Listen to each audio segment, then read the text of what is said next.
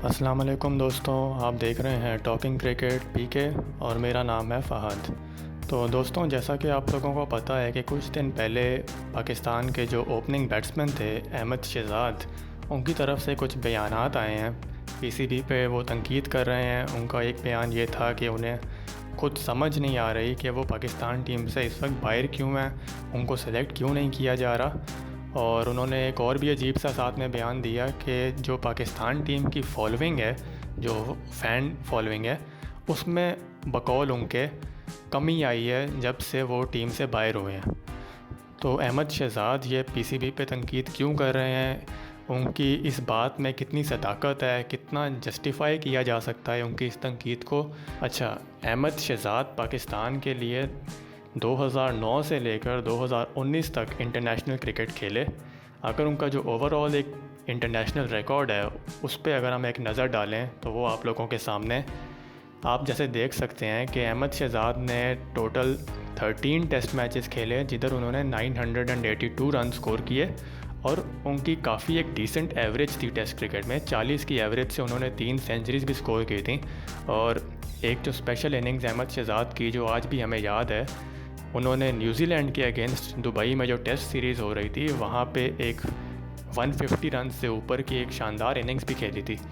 तो test cricket में अहमद शहज़ाद सिर्फ 13 मैचेस क्यों खेले, उनको ज़्यादा मैचेस उस फॉर्मेट में क्यों नहीं खिलाए गए जहाँ पे उनकी परफॉर्मेंस भी अच्छी थी, वो डिज़र्व करते थे, उस बारे में आगे जाके बात करेंगे। पहले ज़रा अहमद शहज़ाद की वाइट बॉल परफॉर्मेंस भी देख लेते हैं। 81 वनडे मैचेस वो खेले हैं जिधर उन्होंने 2605 रन स्कोर किए, 32.5 उनकी एवरेज थी, 6 सेंचुरीज उन्होंने स्कोर की पाकिस्तान के लिए। और जो सबसे ज़रूरी बात है, अहमद शहज़ाद के रिकॉर्ड को जब आप देखते हैं तो उनके बारे में जो यूजुअली लोग शिकायत करते थे वो था उनका स्ट्राइक रेट। 72 के स्ट्राइक रेट से अहमद शहज़ाद ने वनडे क्रिकेट में बैटिंग की। और अगर आप T20 परफॉर्मेंस भी देखें उनकी, 59 मैचेस में 1471 रन्स, 25.5 की एवरेज, एक सेंचुरी और स्ट्राइक रेट 114। अच्छा, ये परफॉर्मेंस देखते हुए अगर हम अहमद शहज़ाद का जो करियर है उसका जो अप्स एंड डाउन्स उन पे अगर बात करें तो अहमद शहज़ाद काफ़ी अरसे तक पाकिस्तान के एक स्टेबल ओपनिंग पोजीशन पे बरकरार रहे। अगर आपको याद हो, जब शाहिद खान अफरीदी पाकिस्तान के कैप्टन हुआ करते थे वाइट बॉल में, उस वक्त अहमद शहज़ाद को बहुत मौके मिले पाकिस्तान के लिए खेलने के और उन्होंने अच्छी परफॉर्मेंसेस भी दी। तो डिक्लाइन कब से आना शुरू हुआ उस पर ज़रा बात करते हैं।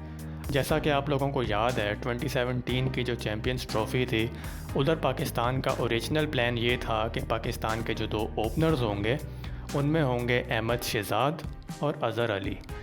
और पाकिस्तान पहला अपना जो मैच खेला था इंडिया से, जैसा आप लोगों को याद है, बहुत बुरी तरह इंडिया ने पाकिस्तान को शिकस्त दी थी और उस मैच में अहमद शहज़ाद कुछ परफॉर्म नहीं कर सके थे, जिसके बाद उनके करियर का डाउनफॉल शुरू हुआ था। चैम्पियंस ट्रॉफ़ी का जो पहला मैच था वो हारने के बाद पाकिस्तान ने अगले मैच में डेब्यू कराया फ़खर ज़मान का, जो कि आज तक पाकिस्तान के एक मजबूत वनडे ओपनर माने जाते हैं। उन्होंने चैम्पियंस ट्रॉफ़ी में जिस प्लेयर की जगह अपना डेब्यू किया था वो थे अहमद शहज़ाद। और फ़खर ज़मान ने क्या शानदार डेब्यू किया था वो तो पूरे पाकिस्तान को पता है कि जिस तरह उन्होंने चैम्पियंस ट्रॉफ़ी के हर मैच में शानदार कारकर्दगी दिखाई थी और इस तरह की परफॉर्मेंस की थी इवन इन द फाइनल, कि जिसके बाद फिर ये सवाल बनता ही नहीं था कि उनकी जगह किसी और को खिलाया जाता। तो चैम्पियंस ट्रॉफ़ी ख़त्म हुई, आपकी जो एक ओपनिंग स्लॉट थी उस पर तो फ़खर ज़मान ने कब्ज़ा कर लिया था। फिर आपके जो दूसरे ओपनर थे वो थे अज़हर अली, जिनकी परफॉर्मेंस काफ़ी अप एंड डाउन चल रही थी। तो इसी चक्कर में अहमद शहज़ाद अभी भी पाकिस्तान के साथ स्क्वाड के अंदर ही थे। फिर पाकिस्तान ने चैम्पियंस ट्रॉफ़ी के बाद एक वनडे सीरीज़ खेली थी in the UAE against Sri Lanka. असल मानों में वो सीरीज़ अहमद शहज़ाद की आखिरी वनडे सीरीज़ बनी, क्योंकि उस सीरीज़ में जो पाकिस्तान का ओपनिंग पेयर था वो था फ़खर ज़मान के साथ अहमद शहज़ाद। लेकिन अहमद शहज़ाद एक मैच से पहले ज़रा अनफिट हो गए थे, उनको कोई इश्यूज़ हो गए थे, जिस वजह से मौका मिला एक और बहुत ही बासलाहियत नौजवान खिलाड़ी को अपना डेब्यू करने का, और वो खिलाड़ी था इमामुल हक। इमाम का उस सीरीज़ में डेब्यू हुआ और जैसा कि सबको पता है कि इमाम ने अपने पहले मैच में ही एक शानदार 100 करके श्रीलंका के अगेंस्ट पाकिस्तान को मैच जितवाया और उस मैच में सेंचुरी के साथ इमाम ने अहमद शहजाद का जो वनडे इंटरनेशनल करियर है उसको भी एक तरह से ताला लगा दिया। और काफ़ी लोगों को याद भी होगा ये अहमद शहजाद की एक तस्वीर उस मैच के बाद काफ़ी वायरल हुई थी सोशल मीडिया पे, जिधर वाज़े तौर पे तो वो खुशी का इज़हार कर रहे हैं, तालियां बजा रहे हैं, इमामुल हक की सेंचुरी को अपलोड कर रहे हैं, लेकिन ये भी देखा जा सकता है कि इस मुस्कुराहट के पीछे एक एहसास भी है कि अब उनके लिए टीम में जगह बरकरार रखना काफ़ी मुश्किल हो गया है। वो इसलिए क्योंकि फ़खर ज़मान पहले ही पाकिस्तान के एक स्टेबल ओपनिंग पोजीशन पे अपने आप को बना चुके थे और अब उनके साथ इमामुल हक आ गए थे, जो कि आने के बाद सेंचुरियाँ बनाते चले गए और पीछे मुड़ के नहीं देखने दिया किसी को भी। और जैसा कि हमें पता है कि इमाम और फ़खर की जो ओपनिंग जोड़ी है वो आज तक कायम है। उनकी जो कंसिस्टेंसी है, दोनों की जो परफॉर्मेंस का रेट है वो काफ़ी अच्छा है और इस वक्त नज़र नहीं आ रहा कि उनको ओपनिंग पोजीशन से कोई भी हटा सके। तो इसका मतलब ये है कि जब फ़खर और इमाम ने ओपनिंग पोजीशन पे अपने आप को मनवा लिया, अहमद शहजाद के लिए मुश्किलात बहुत ज़्यादा हो गई और वो फिर उस सीरीज़ के बाद कभी वनडे टीम के अंदर अपनी जगह नहीं बना सके। अब अगर बात करें अहमद शहजाद के T20 करियर की, उससे पहले दोस्तों ये भी वाज़े कर देना चाहिए कि अहमद शहजाद पाकिस्तान के वो सबसे पहले प्लेयर थे जिन्होंने टेस्ट, वनडे और T20 यानी तीनों फॉर्मेट्स में सेंचुरी बनाने का एजाज़ हासिल किया था। लेकिन अब वो रिकॉर्ड पाकिस्तान के दो और प्लेयर्स ने तोड़ दिया है, उसको पीछे छोड़ दिया है और इत्तफाकन वो दो प्लेयर्स आज पाकिस्तान की T20 टीम के ओपनर्स हैं। बाबर आजम और मोहम्मद रिजवान, दो प्लेयर्स जिनकी तीनों फॉर्मेट्स में इंटरनेशनल सेंचुरीज़ हैं। और ऑफ कोर्स जैसा कि हमें पता है बाबर और रिजवान इस वक्त जिस तरह की परफॉर्मेंस कर रहे हैं T20 क्रिकेट में एज़ द ओपनिंग पेयर, उनको भी रिप्लेस करने का इस वक्त तो फ़िलहाल कोई सवाल नहीं बनता। अच्छा, अहमद शहजाद का T20 इंटरनेशनल क्रिकेट में डिक्लाइन कब आया? दोस्तों, चैम्पियंस ट्रॉफ़ी के बाद जब इमाम और फ़खर की जोड़ी वनडे क्रिकेट के लिए स्टेबल हो गई थी, T20 वो वाहिद फॉर्मेट बच गया था जहाँ पे अहमद शहजाद अपने आप को अभी भी देख रहे थे कि पाकिस्तान टीम में उनकी ज़रूरत मौजूद थी। और T20 फॉर्मेट में अहमद शहजाद की जो परफॉर्मेंस थी वो रिलेटिवली बेटर थी अगर आप उसको वनडे परफॉर्मेंस से कंपेयर करें। 2017 में वर्ल्ड 11 की टीम पाकिस्तान आई थी 3 T20 खेलने। उधर अगर हम अहमद शहजाद की परफॉर्मेंस देखें तो वो काफ़ी अच्छी थी। उन्होंने 89 रन्स की इनिंग्स खेल कर पाकिस्तान को एक मैच जितवाया भी था। वर्ल्ड 11 की सीरीज़ के बाद पाकिस्तान गया न्यूज़ीलैंड जाकर पाकिस्तान ने 3 T20 मैचेस की सीरीज़ खेली जो कि पाकिस्तान ने 2-1 से अपने नाम की। उस सीरीज़ में भी अहमद शहजाद ने पाकिस्तान के लिए T20 में ओपनिंग की थी।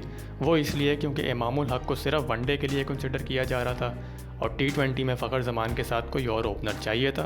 मौका मिला अहमद शहजाद को और उस सीरीज़ में भी अगर अहमद शहजाद की परफॉर्मेंस का जायज़ा लिया जाए तो उन्होंने ओपनिंग में फ़खर ज़मान के साथ कुछ अच्छी पार्टनरशिप्स लगाईं और पाकिस्तान वो सीरीज़ 2-1 से जीता। लेकिन जब न्यूज़ीलैंड का ये दौरा ख़त्म हुआ उसके बाद अहमद शहजाद को पाकिस्तान की T20 टीम से भी बाहर कर दिया गया। वो इसलिए कि पाकिस्तान ने बाबर आजम को T20 टीम में फ़िट करना था और बाबर आजम के लिए जो ओनली स्लॉट अवेलेबल था वो था एज एन ओपनर। तो बाबर आजम T20 में एज एन ओपनर बन गए, उनके साथी थे फ़खर ज़मान और ये जो बाबर और फ़खर की जोड़ी थी ये फिर T20 क्रिकेट में पाकिस्तान की मुस्तहकम जोड़ी बन गई। इसी तरह अहमद शहजाद का जो इंटरनेशनल करियर था वो काफ़ी हद तक दब चुका था, उनकी अब सिलेक्शन टीम में नहीं हो रही थी। इस सब के बाद अहमद शहजाद सिर्फ 2 T20 इंटरनेशनल मैचेस खेले। वो थे 2019 में जब श्रीलंका की टीम पाकिस्तान आई थी 3 T20 मैचेस खेलने। कोच और चीफ सेलेक्टर मिसबाह उल हक ने उमर अकमल और अहमद शहजाद को वापस टीम में लाने का फ़ैसला किया था और अहमद शहजाद को इस तरह एक और मौका मिला था अपने आप को, अपनी सलाहियत को साबित करने का। लेकिन बदकिस्मती से वो ये भी ना कर सके।